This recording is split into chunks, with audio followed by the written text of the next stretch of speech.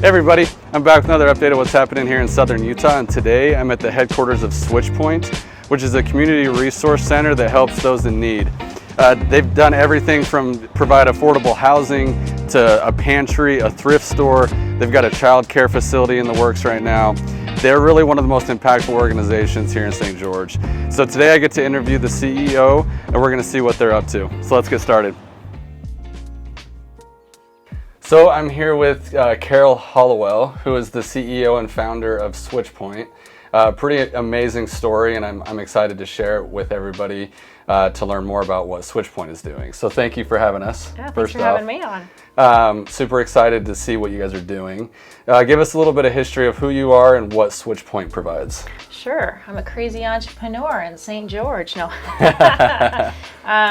I moved here in 2009, and I really started looking at what I could, do to help the community. And so I started making some conversations with Matt Liu, who was the then economic development director for St. George. And we thought, I could do this homeless thing. I saw a huge need. And so Switchpoint kind of started morphing in, and so we opened Switchpoint in 2014.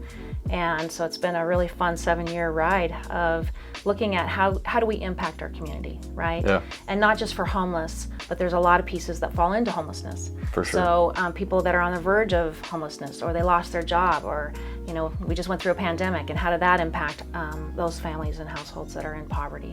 So we started with the shelter, and that's the building that we're sitting in today. And a year later, I wrote some grants, and we were able to build our pantry building. We serve about 600 families a week out of our pantry building. So it's 600. 600.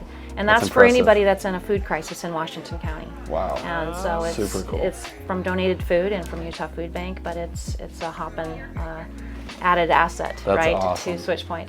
And then a year later, we opened up our thrift store. And my background is business. I'm a serial entrepreneur. And so I figured we've got to figure out a way to become sustainable ourselves, right, as a nonprofit. Yeah. And not rely on federal and state dollars or only begging for money, donations. So what could we do? And so bringing in my business background, we started opening up businesses. So that second year, we opened up our first thrift store. And the third year, we opened up a doggy daycare boarding business. And each time we open up a business, we look at 3 things. And one of them is, does it meet a need in our community? Yeah. Can we fill the gap? And thrift stores, there's lots of room for a thrift store, right? Or a doggy daycare business. And then the next thing is can it create revenue for Switchpoint? Because that's what we need, is these unrestricted dollars that we, as a leadership team, can decide how best to use those dollars and leverage them, right? And then the third thing is, how do we put some of our people to work where no one else will employ them? So those 3 things create a great marriage, right? And every time we open up a new business.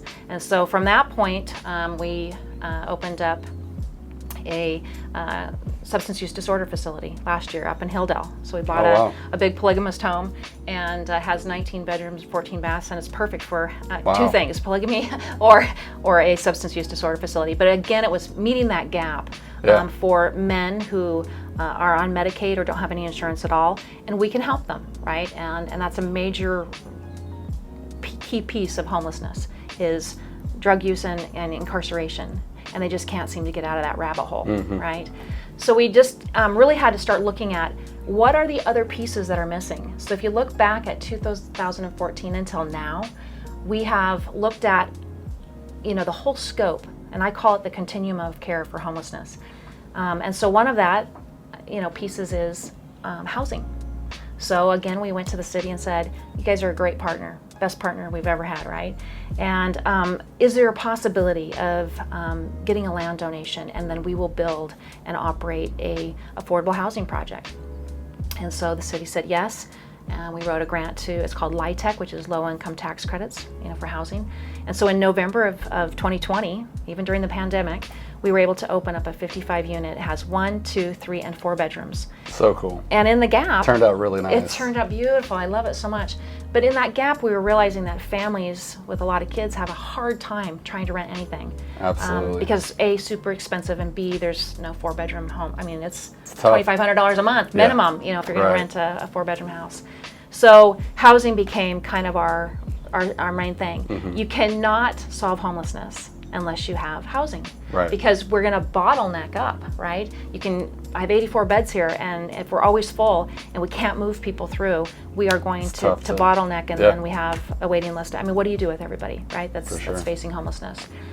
Especially as the demand here continues to rise, Yeah. which is good, but also creates that bottleneck that we see in the housing, both in buying and renting. Absolutely. It's so hard to find something right now. Oh, it's nearly impossible. And then if you have bad credit, Yeah. any kind of a criminal background, It's tough. you're screwed, right? Yeah. You're not going to get anywhere. So we really are focusing on how do we create more attainable. And using the word attainable means a whole bunch of things, from people who are only on a Social Security or a fixed income, like some of our seniors that have been priced out of everything, or our vets, to something like a startup family who can't find anything and they end up homeless in their van with 3 kids because there's nothing in this town that they can afford to rent. Right. So that attainability is on a scale of, our working families, to our seniors who are never going to increase their income, right? Some other things that we started doing then in 2020 was, what are the other gaps? And it became very clear during the pandemic that childcare was a major issue. Switchpoint never shut down, right? None of my staff were allowed to go home and work remotely because we're essential, right? Yeah. We're essential, and people still needed food, and people still needed a shelter, and they still needed us. And so when you're looking at what happened to them, no schools, so their kids couldn't go to school. So now my staff are having a major issue on childcare, and we're like, ding, ding. This has been a problem, but it became even more evident during the pandemic to say, how do we help our entry level, if you will, employees across the board in Washington County have someone that's safe and affordable to put their children. And we have now a lot of businesses that are coming in that are non-traditional hours. So you were talking earlier about hotels and restaurants, and what are the cool things that are coming into Washington County, right? And a lot of those have to work late hours. If you're in a restaurant, you might not get off till 1 a.m. Right. If you're a single mom, who's babysitting? Yep. And what we see is that the 8-year-old now becomes the primary caregiver for the 4 and 2-year-old. That's not a safe thing to do, right? So our childcare, we are just breaking ground on that. It's downtown. We were able to have I won a pitch with Community Foundation of Utah, which got us started.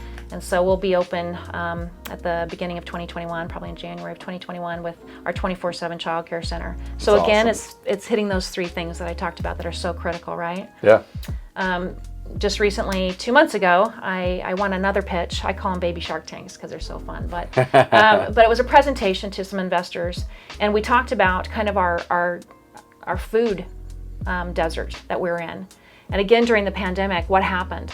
Things came to a crushing stop. Yeah. And if you're in poverty or you're nearing homelessness, food is really tough to get by, right? And if we don't have enough, then enough doesn't flow through from grocery stores to us as their donations, right? Because they're not having anything left on the shelf, so their day-old stuff's not coming to us. Not coming through. So we saw that and we thought, how could we do something better? How can we create some sustainability? So this last pitch that we just won was for our vertical farms, our tower gardens. And so we're so excited about that. So we'll have one here on campus and one up in Hilldale. And those will do the same thing. We'll be able to employ people. We'll be able to eat some amazing fresh produce. Yeah. And we'll be able to sell some. So think about that. Revenue sources, we are able to then, sell retail, commercial, farmers market, teaching some of our skill sets of customer service and sales to our clients. And so it's a win-win, right? Very cool. Yeah, so I'm really excited about that business. And so every time we look at something, we look at those 3 key factors, those indicators, and say, is it good for our community and is it good for Switchpoint? The one thing that we're missing this year, and I suppose that's a major reason why we need to talk, right, is what are we missing right now? It became very clear over the last 6.5 years that our kitchen is too small. We call it a 4-butt kitchen. You can only have 4 cooks in there at one time. But our soup kitchen is here. And we serve every day 120 clients from around the city who don't have anywhere else to go to eat, right? And this might be their one meal for the day. And it's free. So our soup kitchen is here And on top of that, we serve our 84 clients that live here at a time, right?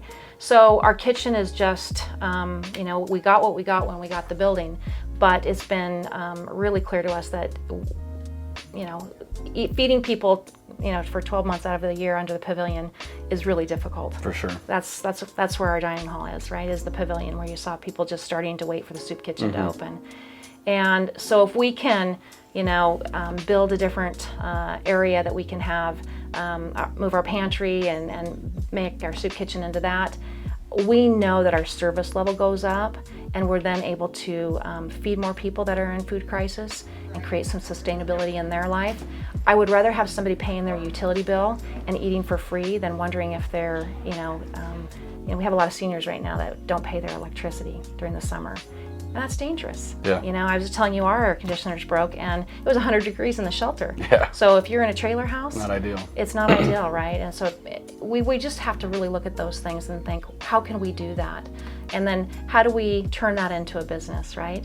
How do we take some of our produce and create a cafe or create a bakery that we teach some skills and we can sell some product. But it brings about awareness, right? That's the whole thing is, the more people that know about Switchpoint, the healthier and more sustainable our community becomes. For sure. No, I completely agree, and I love what you guys are doing. Thank you so much. You're welcome. Really, I think you're definitely one of the most impactful organizations in St. George, and I look forward to seeing what you guys do going forward. So, thanks for having me. Thanks for having us. Yeah. Thanks, guys. And that's a wrap, guys. As you can see, a lot of amazing things happening here at Switchpoint. They really do so much for our community, and I'm grateful that they're here. For more info on what's happening here in Southern Utah, you can either call me or text me, 435-668-7293, or find me on Facebook or Instagram. Thanks, guys.